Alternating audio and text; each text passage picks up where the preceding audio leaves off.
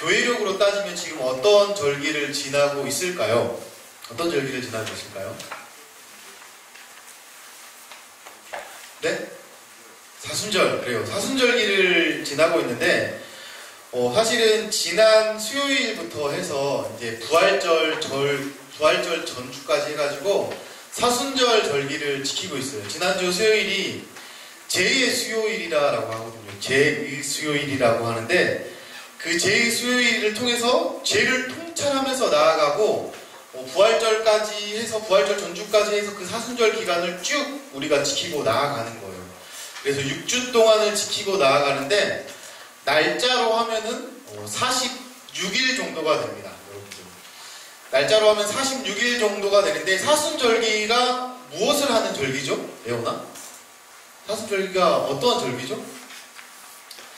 이 사순절기는 사실은 굉장히 오래된 전통을 가지고 있어요. 우리가 이게 얼만큼 오래된 절기고 전통이 얼만큼 오래되었냐면 기원 후 325년에 니케와 공의회라고 많은 기독교의 법들을 제정을 하게 되는데, 그때부터 쭉 이어져 온, 어떻게 보면은 뭐 수천 년간 이어져 온 절기예요. 근데 그 절기 가운데 어떻게 정했냐면은, 이때부터 예수님이 십자가에 돌아가시고 부활하기 전 40일 전부터를 계속적으로 이 사순절 절기로 지키기로 했는데, 그 사순절 절기 때는 예수님의 십자가 사랑을 기억하면서 그 다른 어떤 때보다 하나님 앞에서 절제하고 또 금식도 하고 하나님의 말씀을 묵상하고 나아가자라고 한 거예요. 왜 이런 절기를 정했냐면은, 우리에게 있어서 십자가라고 하는 것은 우리에게 있어서 구원이다라고 하는 선물은 굉장히 중요해요. 우리 신앙에 있어서 핵심이 될 수가 있는 거죠. 근데 그 핵심이 이루어지고 성취되는 절기가 바로 부활절기인데, 그 부활절기를 우리가 마음으로 맞이하자라고 하는 거예요. 그냥 아무런 느낌 없이 그 하나님께서 우리에게 주시고자 하는 부활의 생명, 구원의 기쁨들 그냥 그렇게 무미건조하게 받아들일 것이 아니라, 우리가 준비해서 정말로 하나님께서 우리에게 주시고자 하는 정말 영생, 십자가의 안에 담긴 구원의 기쁨을 누리고자 하는 거예요. 그래서 이런 말이 있잖아요, 우리 친구들. 십자가의 고통이 없이는, 십자가 없이는 면류관이 없고 십자가 없이는 영광이 없다라고 말을 하는 겁니다. 근데 우리는 언제부터인가 가벼워지기 시작하고 기독교가 경박해지기 시작했다라고 하는데, 왜 그러냐면은 십자가는 쏙 빼버리거든요. 힘드니까. 십자가는 쑥 빼버리고 영광만을 바라보면서 나아가려고 하는 거예요. 사순절은 정확하게 우리에게 지시해 주는 겁니다. 너희들이 십자가를 정확하게 바라보면서 나아가야만이 하나님께서 우리에게 주시고자 하는 그 선물들, 그 은혜들을 절대로 가볍게 여기지 않고 넘어갈 수 있다라고 말을 하고 있는 겁니다. 자, 그렇다면 우리 친구들, 이 사순절기에 대해서 우리가 잠시 알아봤는데, 이 사순절기를 시작하면서 우리가 첫 번째로 예수님께서 우리를 구원하시기 위해서 가셨던 예수님의 여정들, 예수님의 삶의 동선들을 한번 살펴보도록 할 건데, 예수님의 은혜가 첫 번째로 시작됐던 곳, 사순절이 시작되면서 첫 번째로 시작됐던 그 시작점이 바로 어디냐면, 여기 화면에 나와 있는 예루살렘 성문이다라고 하는 거예요. 이 장면은 예수님께서 우리의 죄를 대속하시고 우리를 구원하시기 위해서 십자가로 가는 첫 번째 관문이에요. 이 첫 번째 예루살렘 성문을 들어가셔서 우리를 구원하러 오신다라고 하는 겁니다. 자, 그런데 예수님께서 이 예루살렘 성문을 통과하면요, 예수님을 반기고 기다리는 사람들이 있어요. 누굴까요? 예수님께서 이 예루살렘 성문을 통과하면 예수님을 반기고 기다리는 사람들이 있다라고 하는 거예요. 누가 예수님을 기다렸을까요? 누가요? 그 당시에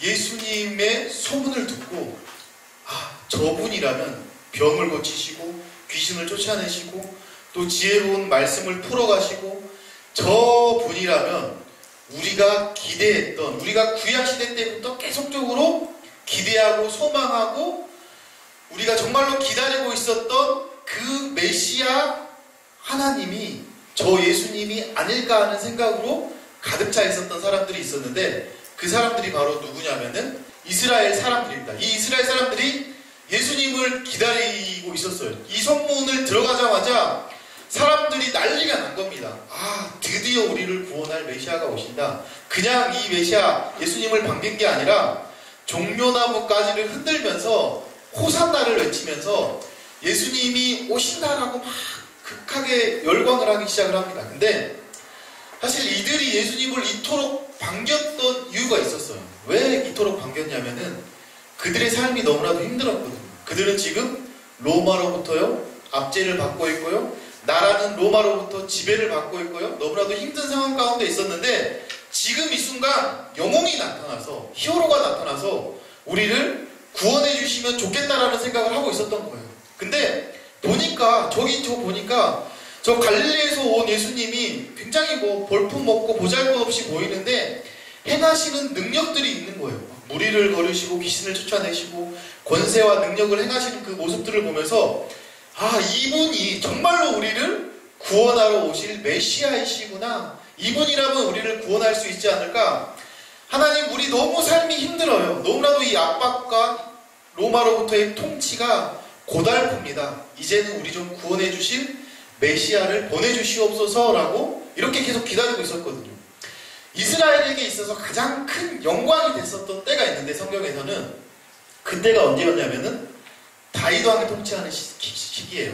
다윗 왕이 통치를 하고 솔로몬 왕이 통치를 하는 시기였는데, 하나님께서 구약 성경에 보니까 다윗 왕과 항상 동행하시면서 이기게 하셨다라고 하시는 거예요. 그러니까 이스라엘 사람들의 머릿속에는 항상 이런 생각들이 있는 겁니다.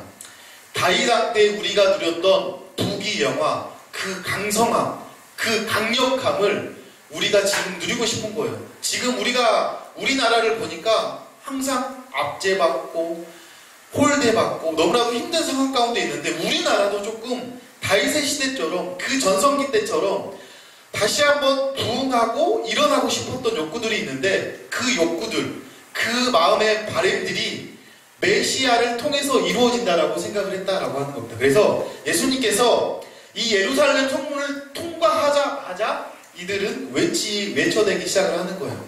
메시아여 오시옵소서, 주 예수여 오시옵소서. 그렇게 많은 사람들이 예수님을 기다리고 있는 겁니다. 근데 그때 짜잔 하고 예수님이 등장을 하십니다. 예수님이 지금 이렇게 등장을 하시는 거예요.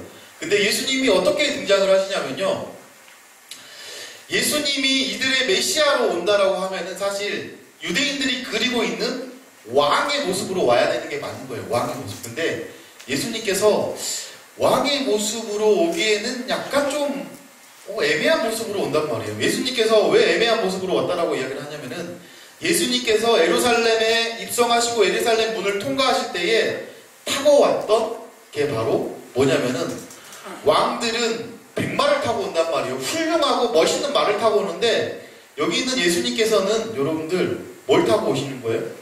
당나귀를 타고 오신다는 거예요. 당나귀. 당나귀는 말보다 굉장히 작아요. 목사님이 성교 가서 당나귀를 실제로 봤는데 조금 큰 개 같아요. 그 정도고 굉장히 귀엽습니다. 키우고 싶은데, 외양견으로 키우고 싶은데, 그 사람이 타면은 마치 힘들어할 것 같은 너무나도 작고 조금 귀여운 듯한 이 나귀를 타고 오신다라고 하는 거예요. 그러니까 이 이스라엘 백성들, 수많은 사람들이 기대하는 바가 있었거든요. 메시아는, 영웅은, 히어로는 멋지게 등장해야 맞는 거예요. 멋진 복장을 입고 멋진 백마를 타고 등장을 해야 맞는 건데, 예수님의 등장은 여기 있는 볼품없는 당나귀를 타고 등장을 한다라고 하는 거예요. 이 모든 왕들이 백마를 타고 올 때 예수님께서는 이 당나귀를 타고 오시는데, 이 모습은 마치 이런 겁니다. 여러분, 우리가 어떠한 장소에 가게 되면은 거기에 맞는 올바른 옷차림을 하고 가야 되는 거예요. 미국의 어떤 좋은 호텔을 보면요, 그 호텔은 반드시 턱시도를 입고 이쁜 정장을 입고 가야만이 등장을 할 수가 있는 겁니다. 목사님이 영화를 좋아해서 언젠가 부산 국제영화제를 간 적이 있는데, 이 시상식에 깔리는 게 레드카펫입니다. 이 레드카펫에 수많은 영화 배우들이 올라와서 이렇게 막 손을 흔들면서 이렇게 오는 겁니다. 근데 얼마나 아름답고 얼마나 화려하고 얼마나 멋진 옷들을 입고 나와요. 기대하는 게 있는 거예요. 저 사람이 멋진 분이고 영웅과 같은 분이고 메시아와 같은 분이면은 이 레드카펫, 그러니까 이 레드카펫을 이스라엘 백성들과 수많은 이방인들이 다 깔아놓은 겁니다. 호산나를 외치면서 종려나무가지를 흔들면서 그 메시아가 오시기만을 기다리면서 막 환호하고 있는데 예수님께서 너무나도 황당하게 이 레드카펫이 깔린 이 공간 가운데 여러분들 보잘것없는 당나귀를 타고 오시는 거예요. 여기까지도 백성들이 조금 이해를 했습니다. 그럼에도 불구하고 궁금증이 있으니까요. 아, 이분은 분명히 우리를 구원할 구원자, 메시아일 것이다 라고 생각을 하고, 그럼에도 불구하고 그래, 당나귀 타고 올 수도 있겠지, 막 이런 생각으로 예수님을 기다리면서 수많은 사람들이, 수많은 인파가 몰려들기 시작을 해요. 그러면서 이들의 바람은 딱 한 가지였다라고 하는 거예요. 무슨 바람이요? 예수님 만나고 싶어요. 당신이 메시아라고 하면서, 메시아라면서요, 저도 그 우리를 구원할 메시아가 궁금하고요. 그 메시아를 만나고 싶어요 라고 하는 거예요. 그때 예수님의 공생의 기간 동안 예수님을 따라다녔던 12명의 제자들의 어깨가 으쓱으쓱 했을 거예요. 왜요?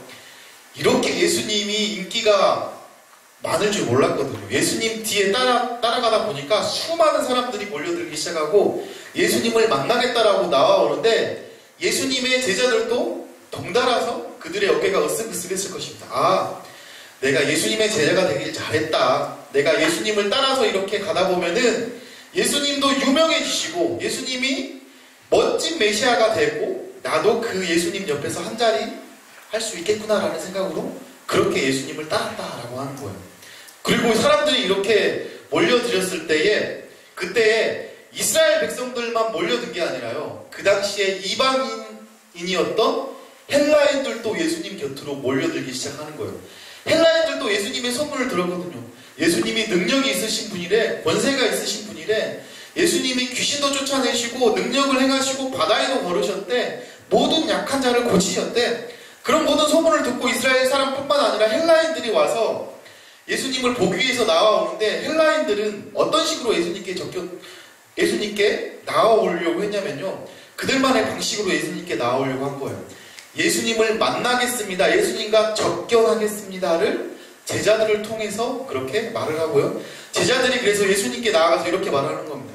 예수님, 예수님의 인기가 지금 짱이거든요. 명성이 지금 최고거든요. 저기 있는 이방인인 헬라인들까지 예수님을 보러 온다라고 하는데 예수님 이제부터 스케줄을 좀 잡아봅시다.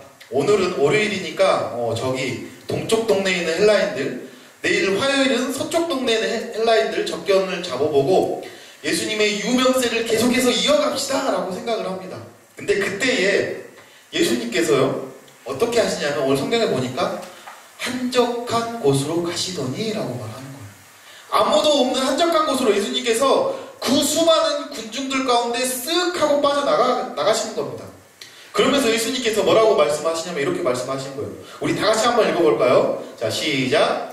인자가 영광을 얻을 때가 왔도다. 와, 제자들이 이 말을 듣고 조금 더 흥분합니다. 와, 드디어 예수님께서 영광을 얻으신다고. 예수님께서 영광을 얻으시는 그 순간에 우리도 영광스러운 자리에 앉을 수가 있겠구나 라고 생각을 하거든요. 아, 드디어 예수님께서 본격적으로 메시아의 강력한 힘을 발휘하는 순간이 오겠구나 라는 생각을 합니다.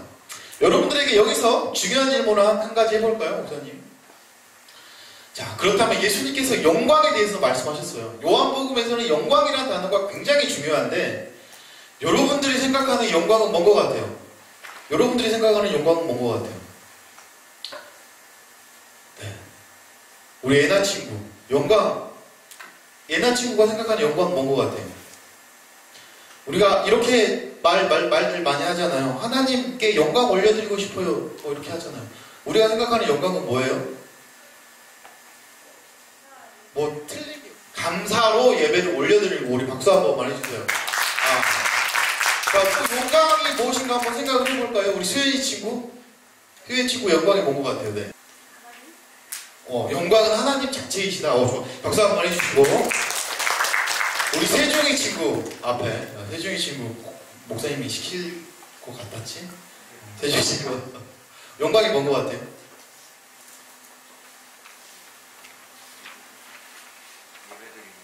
예배 드리는 거 영광. 우리 친구들은 굉장히 성경적인 답으로 가고 있습니다. 박수 한번 더 해주시고. 네. 우리 창준이 친구, 중학교 1학년을 대표해서. 영광이 뭔 것 같아요? 기도하는 거. 좋아요. 박수 한번 해주세요. 우리 친구들은, 선생님들한테 잘 배웠나봐요. 좋아요. 이런 성경적인 대답 좋습니다. 우리 친구들이 정의해준 영광이 다 맞아요. 틀린 대답이 하나도 없었어요. 근데 예수님께서 제자들에게 영광을 얻을 때가 왔다라고 했거든요. 예수님께서 수많은 인파들이 몰려들었을 때 영광을 얻을 때가 왔다라고 했는데 제자들은 여러분들처럼 생각 안 했어요. 제자들이 생각하는 영광은 어떤 영광이었냐면은 높은 자리에 오르는 게 영광이라고 생각을 했어요. 내가 출세하고 내가 높은 자리에 올라서 다른 사람들 앞에서 자랑할 수 있는 자리가 영광의 자리에 오른다라고 생각을 했습니다. 그래서 우리가 사실은 연말이 되면 연예대상을 한 번씩 하거든요. 연예대상 우리 수강 진성규님 축하드립니다. 네, 진성규 씨는 악의 마음을 읽는 자들에서 날카로운 편집이었고, 네, 진짜로, 진짜 일단 이 영광 진짜 먼저 하나님께 먼저 돌리겠습니다. 감사합니다. 허준호 씨 축하드립니다. 네. 소방서 옆 경찰서에서 한 번 보이면 절대 놓지 않는. 안녕하세요, 허준호입니다. 반갑습니다.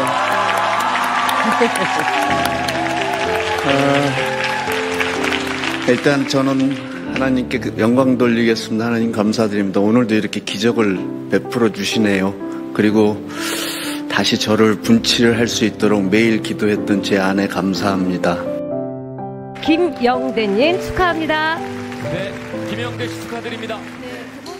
우리 이 수상 소감을 들으면서 목사님은 이 기독교 신실한 크리스찬의 기독교 배우님들을 너무너무 좋아요. 너무너무 좋아하고 이들의 믿음의 고백을 하나님께서 기뻐 받으셨을 줄 믿습니다.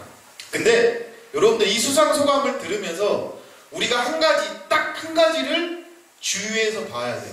어떤 거냐면은 여러분들 영광이다라고 하는 건요. 영광이라고 하는 것은 우리가 상을 탈 때 돌리는 게 아니에요, 사실은. 여기 있는 분들은 연기대상을 타거나 어떠한 상을 탔을 때 하나님께 영광을 돌렸잖아요. 근데 여기에 사실은 조금 성경적인 의미와 영광이 틀어지는 갭이 있거든요. 어떻게 틀어지냐면은 예수님께서 말한 영광은 이런 어떠한 출세를 하거나 높은 자리에 있거나 상을 받아서 돌리는 영광하고 전혀 관계가 없어요. 예수님께서 말씀하신 영광은 어떤 영광이었냐면 우리들이 생각하는 영광은 큰 상을 받는 것, 높은 자리에 오르는 것을 영광이다라고 생각을 하는데 예수님이 말하는 영광은 이런 영광이 아닌 거예요. 제자들도 이렇게 생각하고 있었거든요. 예수님을 따라가면은 나도 영광의 덕을 볼 수 있겠지라고 제자들을 따라갔는데 예수님께서 예루살렘에 입성하시고 난 뒤에 수많은 인파를 피해서 한적한 곳으로 가시고 첫 번째 예수님의 사역을 하시는 목적에 대해서 알려주시는데 그 목적이 이렇게 말했죠. 드디어 영광을 하나님께 돌릴 때가 왔다라고 이야기를 하는데 예수님께서 말씀하신 영광은 무엇이냐면요. 높은 자리에서 출세해서 하나님 앞에 감사합니다라는 고백의 의미가 아니에요. 예수님께서 말씀하신 영광은 딱 한 가지였습니다. 뭐요? 아버지의 뜻을 끝까지 순종하며 나아가겠습니다 라고 말하고 있는 거예요. 우리 친구들이 나중에 커서 요한복음을 계속 읽다 보면은 이 예수님의 영광이 요한복음의 핵심이거든요. 근데 이 예수님의 영광이다라고 하는 것은 무엇이냐면은 많은 사람들을 권력과 힘과 권세로서 그들을 구원해주고 높은 자리에서 히어로처럼 환영을 받고 박수 갈채를 받는 게 영광이 아니라 예수님이 말한 영광의 성경적인 정의는 하나님께서 예수님에게 미션을 주셨거든요. 그 미션은 무엇이냐면은 나의 아들 예수 그리스도 너는 이 땅에 인간의 몸으로 내려가 끝까지 내가 너에게 준 임무를 수행하는 건데 그 임무가 무엇이냐? 그 임무는 십자가를 지고 끝까지 그 길을 순종함으로 가는 거다라고 예수 말씀을 하시는 거예요. 예수님이 이 미션을 받고 나서 마음이 어떠셨을까요? 편치 않았을걸요? 그렇게 썩 기분이 좋지 않았을걸요? 여러분들 나중에 또 한 번 더 배우게 되겠지만 예수님께서 하나님으로 받은 이 미션을 끝까지 그 뜻에 순종하면서 나아가길 원하시는데 딱 한 번 예수님이 하나님께 따지듯이 기도한 적이 있어요. 어떻게 해요? 십자가상에서 매달려 죽으시는데 이렇게 기도합니다. 엘리 엘리 라마 사박다니. 뭐라고 말하냐면 나의 하나님 어찌하여 나를 이렇게 버리셨나이까? 라고 말해요. 십자가 안에서 처음으로 예수님께서는 하나님과 예수 그리스도와의 관계가 단절됨을 느끼셔요. 그 전까지는 힘들어도 참았거든요. 힘들어도 하나님이 항상 함께 해주신다라고 하는 그런 소망을 가지고 예수님께서 그 미션을 쭉 밀고 나아갈 수 있었는데 십자가상에서 실제적으로 예수님은 죽음이다라고 하는 것을 맛보는 순간에 순간적으로 하나님과의 관계가 단절이 됩니다. 그때에 그렇게 고백하는 거예요. 왜 하나님 나를 버리셨어요? 그리고 그 전에도 이렇게 고백한 적이 있어요. 예수님이 하나님 제가 이 잔을 옮길 수 있으면 옮기고 싶습니다. 이 사명 안 할 수만 있으면 안 하고 싶습니다. 근데 하나님 뜻이라면요 죽기까지 순종해 가면서 하겠습니다 라고 하는 겁니다. 여러분들 목사님이 여러분들에게 사순절 기간 동안에 바라는 건 하나예요. 여러분들이 나중에 열심히 신앙생활하고 좋은 대학 가서 여러분들이 이렇게 고백할 수도 있겠죠. 하나님 제가 좋은 대학 가서요 이렇게 하나님께 영광 돌릴 수 있도록 해주심에 감사합니다 라고 고백할 수 있겠죠. 이런 고백도 믿음의 고백입니다. 하나님께서 기뻐 받으실 거예요. 근데 우리가 영광이라고 하는 단어를 쓸 때 하나님께서 바라는 진짜 영광은 우리가 좋은 대학 가고 출세하고 어떤 다른 사람들보다 높은 지위에 올라서 나도 기분이 좋고 그렇기 때문에 하나님께 영광을 돌린다. 이 고백을 하나님께서는 받고 싶은 것이 아니라라고 하는 거예요. 하나님께 어떻게 영광을 돌리냐면 하나님께는요 하나님의 뜻에 제 뜻을 맞추어 가는 것이 영광을 돌리는 길이다라고 말을 하고 있는 겁니다. 그렇기 때문에 예수님께서 영광을 돌려야 한다라고 말을 하면서 이런 말씀을 하세요. 미랄에 대한 말씀을 하시거든요. 수많은 사람들은 예수님을 히어로로 섬기고 예수님을 그렇게 추앙하고 나아가고 있을 때 예수님께서는 영광에 대한 짧은 이야기를 하면서 내가 말하는 영광이 어떤 영광인지 보여줄게. 그 영광은 어떤 영광이냐면은 이렇게 말씀을 하시는 거예요. 오늘 요한복음 12장 24절을 통해서 이렇게 말하는 거예요. 내가 진실로 너희에게 이르노니 한 알의 밀이 땅에 떨어져 죽지 아니하면 한 알 그대로 있고 죽으면 많은 열매를 맺느니라 라고 말하는 겁니다. 그러니까 예수님이 하나님께 영광을 돌리는 것은 뭐냐면은 자신이 모든 사람에게 십자가의 은혜로서 사람들을 구원해 주시기 위해서 자신이 한 알의 밀알이 되겠다라고 하는 거예요. 이 자신이 순종함으로 고난을 받음으로 십자가를 짐으로 인해서 하나님께 영광을 돌리며 나아갈 텐데 이게 바로 하나님께서 말씀하신 밀알이 되어서 하나님께 영광을 돌리시겠다라고 말하고 있는 겁니다. 그러면서 자신의 죽음을 염두에 두고 이렇게 말하는 거예요. 제자들 앞에서. 나는 제자들 너네들 한 자리 하려고 나 따라다니는 거 다 알아. 제자들아. 근데 나는 이 밀알처럼 너희들에게 나의 목숨을 내어줄 거야 라고 예수님께서 제자들에게 먼저 1차적으로 말하는 거예요. 그러면서 나는 땅에 떨어진 하나님의 밀알처럼 이 땅에 떨어져 죽을 것인데 더 중요한 말씀을 예수님께서 한마디 더 덧붙여서 하십니다. 너희들도 나처럼 하나님께 영광을 돌려야 할 것이다. 너희들도 나처럼 하나님의 뜻에 끝까지 순종하면서 십자가를 지고 가야 할 것이다 라고 말씀을 하시는 겁니다. 그래서 예수님께서는 끝까지 이렇게 말씀을 하시는 거예요. 자기의 생명을 살아가는 자는 잃어버릴 것이요 이 세상에 자기의 생명을 미워하는 자는 영생하도록 보존하도록 하라.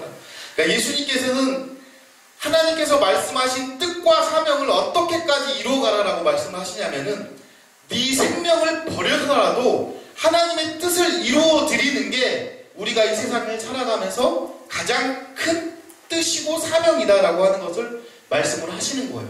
그래서 너희들이 정말로 내 제자가 되겠다라고 한다면은 너희들 나를 따라하면 되는 거야. 나를 따라 살면 되는 거야. 근데 나를 따라 사는 삶은 어떤 삶이냐?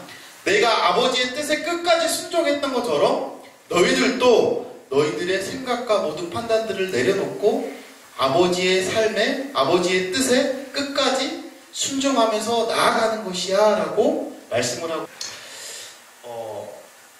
특히나 2월 한 달 동안 했던 반장들도 이런 생각을 느끼고 있겠지만, 여러분들 예수님을 따른다는 것은, 예수님을 섬긴다는 것은 녹록치 않아요, 생각한 것보다.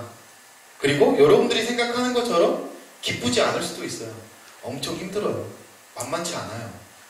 만만치 않고, 목사님도 마찬가지예요. 목사님도 예수님을 섬기며 살아간다, 예수님의 뜻을 그대로 따르며 살아간다. 근데 예수님의 뜻 가운데는 항상 십자가라고 하는 게 있거든요. 그 십자가를 내가 지고 따라간다라고 하는 게 녹록치 않은 거예요. 근데 지금을 살아가는 세상은요, 십자가 항상 모든 게 다 반대입니다. 십자가는 불편하고요, 십자가는요 고통스럽고요, 십자가는요 끊임없이 내가 피하고 싶은데, 지금을 살아가는 이 세상은요 즐겁고 편하고 배부르고 모든 것들이 다 이런 것들에 초점이 맞춰져 있는 거예요. 그래서 신앙생활을 하면서 하나님께 예배를 드리면서 불편함을 감수하고 싶지 않은 겁니다.